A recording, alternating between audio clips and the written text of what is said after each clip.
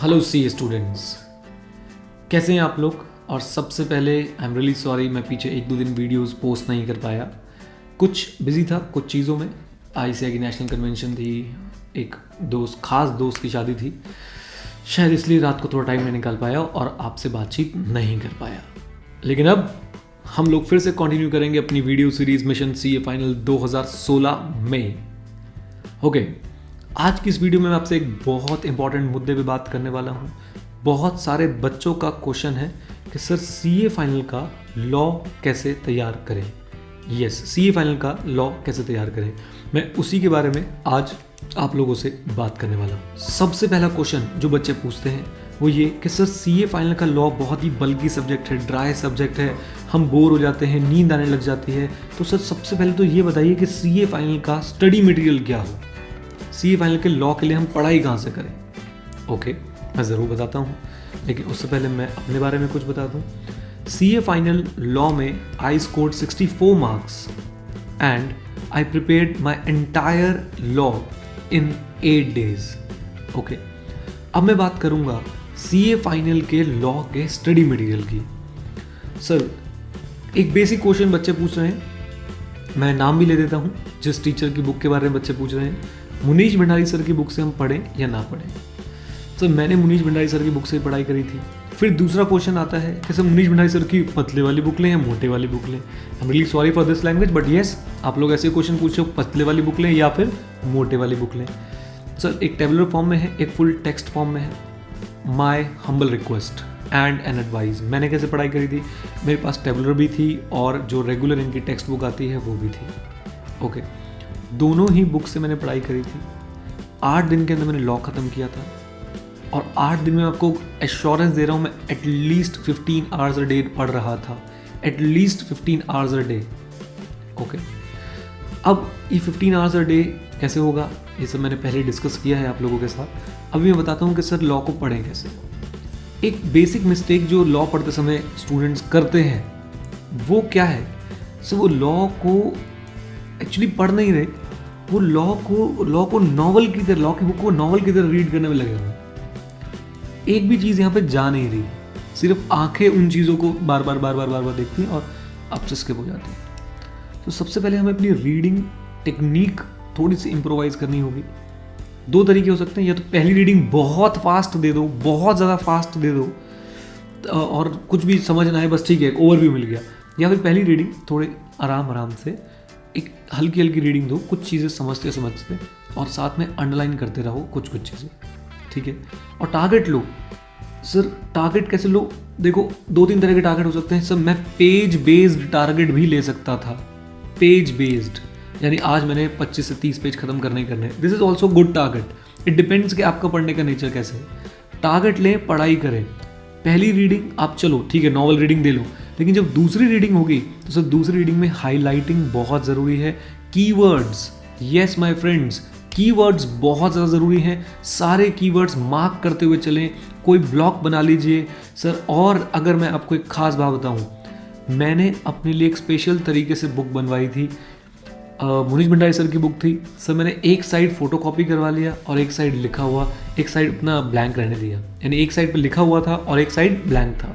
अब मैं क्या करता था, यहाँ से मैंने वो कॉन्सेप्ट पढ़ा और उसका एक छोटा सा चार्ट, छोटे से शॉर्ट नोट, कीवर्ड्स यहाँ पे लिख लिए।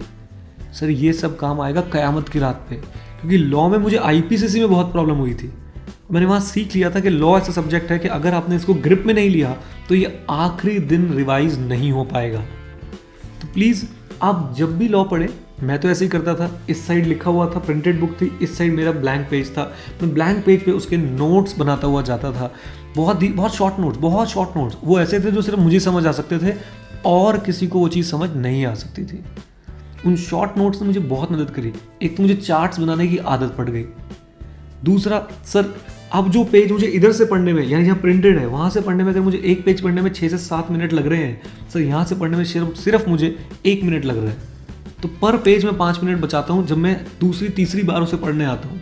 ओके, एक बात और बच्चों, देखो क्या होता है, आप में से कितने स्टूडेंट्स होंगे जो अपने 12th में या 10th में या कॉलेज टाइम में ग्रेजुएशन में या शायद आईपीसीसी तक सुपरस्टार रहे होंगे सर, उन्होंने बहुत अच्छे मार्क्स स्कोर करे होंगे, मैंने भी किए थे सर। लेकिन आईपीसीसी में सेकंड ग्रुप में आई स्कोर 70% मार्क्स, लेकिन फाइनल में आके मैं एक बार फेल हो गया।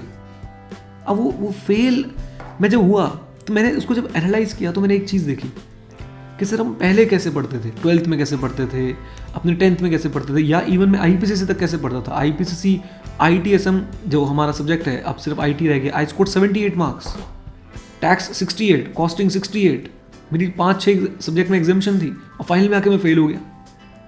उसका एक कारण बताता हूँ सर, तब एक्चुअली में हम पढ़ते थे और ये जो गैप आ जाता है ना सर, हमारे सीए फाइनल और हमारे सी फाइनल एग्जाम्स और हमारी जो आईपीसीसी एग्जाम होते हैं, यानी जो बीच में आर्टिकलशिप आ जाती है, ये गैप, हम इस गैप में पढ़ना भूल जाते हैं कि पढ़ना कैसे है। गेटिंग माय पॉइंट सर, इस गैप को हम लोग बहुत समझदारी के साथ कम करेंगे। हम क्या करेंगे कि सर वैसे ही पढ़ेंगे जैसे हम 12th में पढ़ते थे, जैसे बिजनेस स्टडीज़ था हम वैसे पढ़ जाते थे सर, रीडिंग करी, पॉइंट्स याद कर लिए। ऐसे ही लॉ में करना है, रीडिंग करी, शॉर्ट नोट्स बनाए, पॉइंट्स को याद करना है। पेपर पलट होता क्या है सर, आपने पढ़ाई करी, सब पेपर पलट दिया, रीडिंग करके पेपर पलट दिया, फिर रीडिंग करके पेपर पलट दिया। भाई 25 पेज की रीडिंग तो कर ली, लेकिन याद कितना है, बहुत कम। तो इसलिए सर जब आप रीडिंग करें, हाथ रख के विजुलाइज करें, प्लीज़ हाथ रखने, रीडिंग करने के बाद, एक पेज रीड करने के बाद हाथ रख के विजुलाइज करें कि यार मिस्टेक कहाँ हुई, मुझे याद भी है कि नहीं, क्या मैं कीवर्ड्स को दोहरा पा रहा हूँ या नहीं। सर एक बात और सुनो, देखो बहुत सारी टिप्स मैं एक साथ मिक्स करके दे रहा हूँ। स्टडी मटेरियल के ऊपर बात हो गई है, उसमें एक बार दोबारा से आऊँगा, स्टडी मटेरियल में एक पॉइंट बचा हुआ है सर। उसके बाद मैं आपको बता रहा हूँ पढ़ना कैसे। रीडिंग करते रहें, 25-30 पेज रीड करें, हाथ रख के विजुलाइज करने की कोशिश करें, शॉर्ट नोट्स बनाएं। और सर एक बात ज़रूर अपने दिमाग में रखें, अपना टेस्ट रेगुलरली लेते रहें, बार बार उसको देखें कि सब वो पेज याद है कि नहीं। और हाँ, एग्जैक्ट लैंग्वेज आप एग्जाम में रेप्लिकेट कर पाओगे, I am really sorry sir, ऐसा बिल्कुल नहीं हो पाएगा। ओके, सो जल्दी से ना मैं इसको जरा थोड़ा सा समराइज करता हूँ, क्योंकि वीडियो बहुत ज़्यादा इधर उधर जा रही है। नंबर 1 सर, आपने study material Munish Bhandari sir की बुक से पढ़ाई कर सकते हैं। आप दोनों बुक रख लीजिए, आपके पास वो टेबुलर फॉर्म वाली भी हो और बड़े वाली बुक भी हो, दोनों बुक आपके पास होनी चाहिए। टेबुलर फॉर्म से पढ़ें, बड़ी वाली बुक से रीडिंग करते रहें, टेबुलर फॉर्म से चीज़ें याद करें। कोई चीज़ में एक्स्ट्रा लगती है, आपको इंपॉर्टेंट लग रही है, ट्रेंड देखो, उसमें से कोई चीज़ें आ रही हैं तो वो हमें डाल दो। स्टडी मटेरियल में बच्चों दूसरा पॉइंट जो मिस कर गया था मैं, आरटीपी जरूर पढ़ें। आरटीपी पिछली 2-3 बार की आरटीपी निकाल लो और कम से कम पिछले 6 बार के सजेस्टेड आंसर, इससे आपको पता चलेगा आईसीआई के आंसर्स का फॉर्मेट क्या होता है। बच्चे बार बार मुझसे पूछते हैं कि सर हम आंसर कैसे लिखें। अरे यार तुम्हें पता है आंसर कैसे लिखना है, फॉर्मेट आपको पता है, बस आईसीआई के 6 बार के सजेस्टेड आंसर को उठाओ, उनका फॉर्मेट देखो, वो सेक्शन कैसे कोड करते हैं, वो कौन से वर्ड्स बहुत ज़्यादा यूज़ कर रहे हैं। जैसे मैं ऑडिटिंग पढ़ाता हूँ, ऑडिटिंग में सर मैं देखता हूँ बार बार जब भी एसए का क्वेश्चन आएगा तो हमेशा लिखा होगा एज पर एसए का नंबर और उसका नाम, है ना। तो ऐसे ही आपको लॉ में देखना है कि बार बार कौन से वर्ड्स हैं जो सर आईसीआई यूज़ करता है।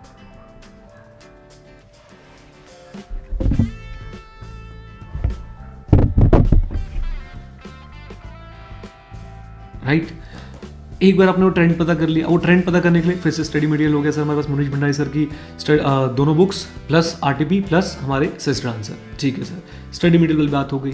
देन अब बच्चों लॉ को हमने पढ़ना कैसे है, जल्दी से मेरे साथ। सर रीडिंग देनी है, पहली रीडिंग दो सर, आपको नॉवल रीडिंग देने का मन है नॉवल रीडिंग दो, लेकिन जब दूसरी तीसरी रीडिंग तक पहुंचो सर स्पीड रीडिंग, अगर आपने पहली स्पीड रीडिंग दी है तो सर जल्दी से देना उसको। लेकिन जब दूसरी रीडिंग आराम से दे रहे हो या पहली ही रीडिंग आराम से दे रहे हो, कीवर्ड्स मार्क करते चलो, शॉर्ट नोट साइड में बनाते हुए चलो, छोटे छोटे प्यारे प्यारे से चार्ट्स बनाते चलो सर।